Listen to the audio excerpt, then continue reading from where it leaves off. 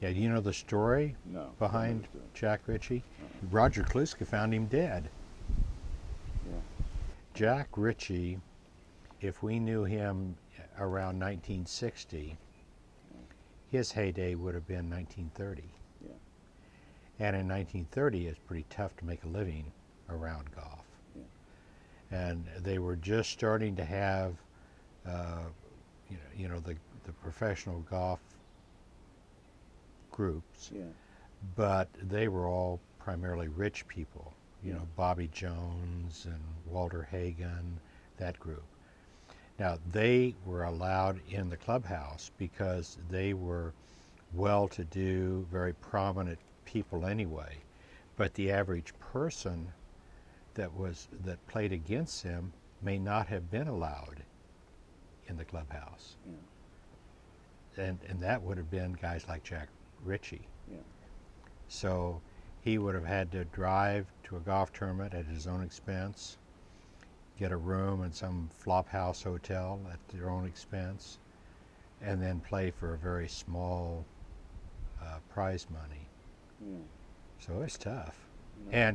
And he was ready to do that. And he was doing odd jobs to try to put a couple of bucks away. So when he went out on the tour, he'd have a couple bucks in his pocket. Yeah. And he was, as the story goes, he was doing maintenance work on a golf course. I don't know if it was Shawnee, it probably was, but it was one of the golf courses. And he was pulling one of the hoses back, and he tripped and fell backwards.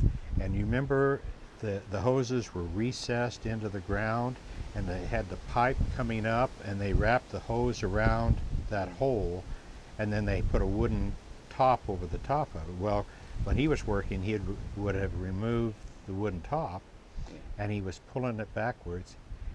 I don't know if he tripped on the hose or he lost his balance, but he fell backwards on that pipe that was sticking up. Yeah.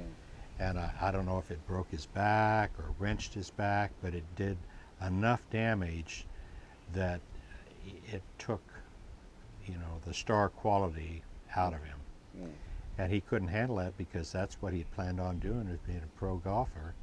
And he ended up, drinking, and alcoholism took its toll. And by the time you and I came on the scene, and we were born in the 40s, and by the time 1957, 58, 59, 60, 61, he was getting to be an older guy, maybe 50 years old, and well into advanced alcoholism. He slept down in the cart barn. That's where he lay. Yeah, and Roger went down to get carts one morning, and I came in later, and he said to me, "Guess who died?" And I said, "I knew who it was." Yeah. I thought it was either Jack Ritchie or his brother Bob Ritchie. I wasn't sure which of the two, and it was Jack. Yeah. And then Dr. Lattimore performed an autopsy on him and said it was advanced sclerosis of the liver from alcoholism. Yeah. Now, what a shame.